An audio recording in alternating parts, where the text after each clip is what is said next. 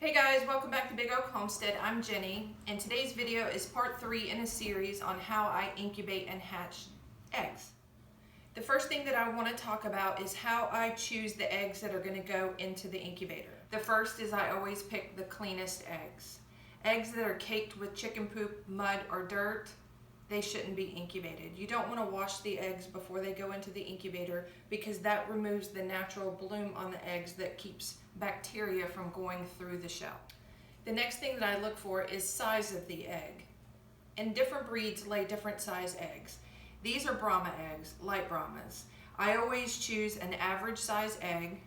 You don't want the really big eggs. Those are usually double yolk eggs, and those don't have a good hatch rate. You also don't want to choose the really small eggs. I call them fairy eggs because a lot of times there's no yolk in there to begin with. The next thing that I look for is obvious cracks, dings, any imperfections in the shell of the egg. You do not want to incubate a cracked egg. Bacteria can get in, the egg will rot, and there's a chance that it could explode in your incubator. The last thing that I look for, and I have not heard a lot about this, there's a little bit about that out there, but the size of the pores in the eggshell. Some of my Brahma hens they almost look like turkey eggs. They're a completely different color than the norm. They're speckled, and when you feel them, they're not smooth. They have a very different texture. And what I've found with these different eggs is that the shell itself is a lot more porous. I'll do some up close candling them so you can see the difference in a smooth shell and one that has really big pores. Okay, here's a close-up of what I'm talking about with the pores in the eggshell. You can see at the bottom of the egg, there are some pretty good sized pores in this eggshell, but overall, it's not bad. Now let's switch to the other egg. Okay, can you see the difference there? This egg has got huge pores. So we're not going to hatch that one. Okay, the next step is to load the incubator. This incubator has been running for several hours.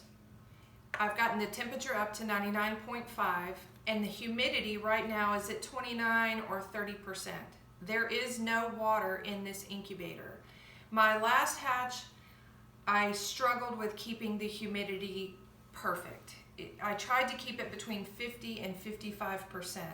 But when you work all day and you sleep normal hours during the night, it's really hard to stay on top of keeping this little water reservoir filled.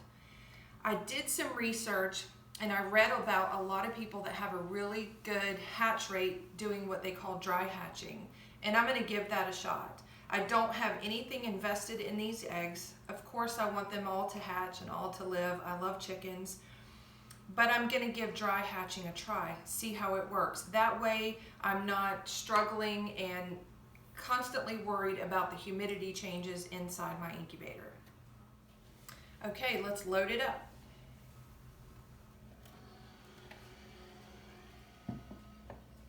Now inside the Nurture Right 360, the egg turner has 22 compartments for eggs. Now according to the manual, it says that all eggs should be placed in the individual cells with the pointy side in.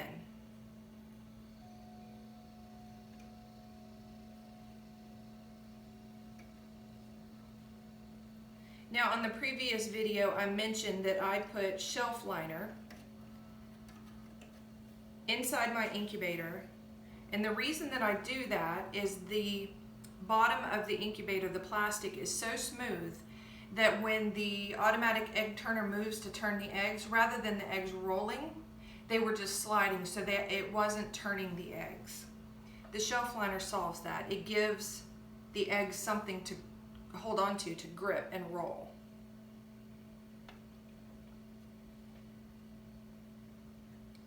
Okay, so there's my light Brahma eggs from my flock, and then these are the eggs from the friend.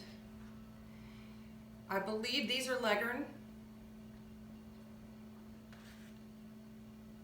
2 big white eggs.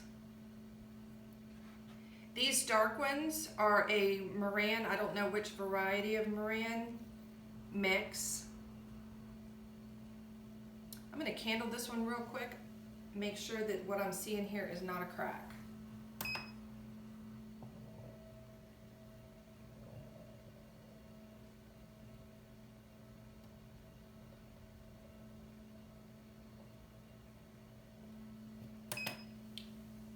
Not really sure about that. I'm going to get my candle or flashlight and take a closer look. I hate to lose one of the Moran eggs. The color on these is so pretty, but I also hate the thought of having a cracked, rotten, exploding egg in my incubator.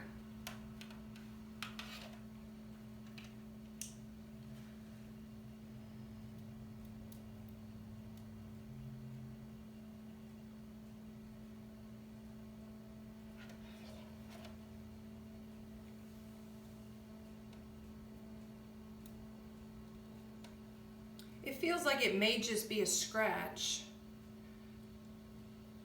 and not a crack, so I'm going to go ahead and put it in. And one other thing, I don't know if you guys have ever heard the wives' tale. I don't know how accurate it is. Maybe one of these days I'll do a hatch. They say that the pointy eggs are roosters and the round eggs are pullets.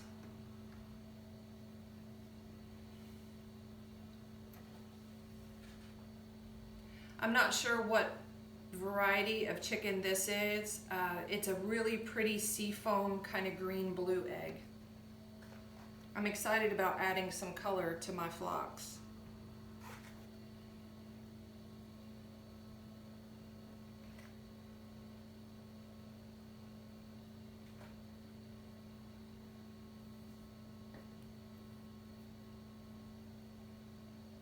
And as you put each one in, just give each egg another going over, checking for cracks, excessive dirt, mud, chicken poop. These all look good. I'm not sure what variety these are either. These, she said, could possibly also be her from her light Brahmas.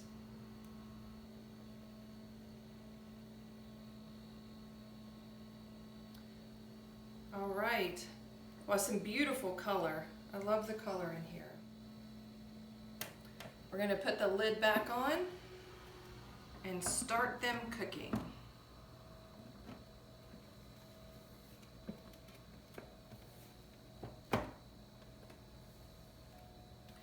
I'm going to close the vent to where it's about 1/3 of the way open. According to the instructions, they said it should be between 1/3 and 1/2.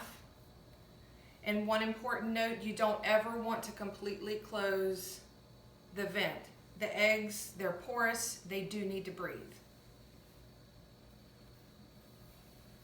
Let me make sure I got this. Sometimes this lid is a little hard to get it closed, but I think we're good. And then I'll just slide it out of the way. Okay, now I'm going to reset the incubator so it restarts the clock and starts counting down from today.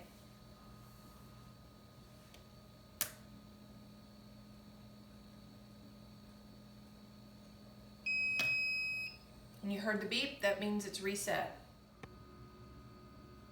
The next thing that I do is I test the automatic egg turner to make sure it's turning the eggs.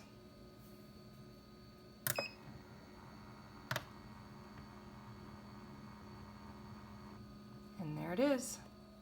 Okay guys, and that's it for part 3 in the series of how I incubate eggs. If you saw that I did anything wrong, if you have anything to add, any comments, questions, leave them in the comments down below. The next video in this series will be in about 10 or 11 days when I candle the eggs. In that video, we'll go over what a developing egg looks like, what a dud looks like, and some other things that I look for when I candle. Thanks for watching. Bye.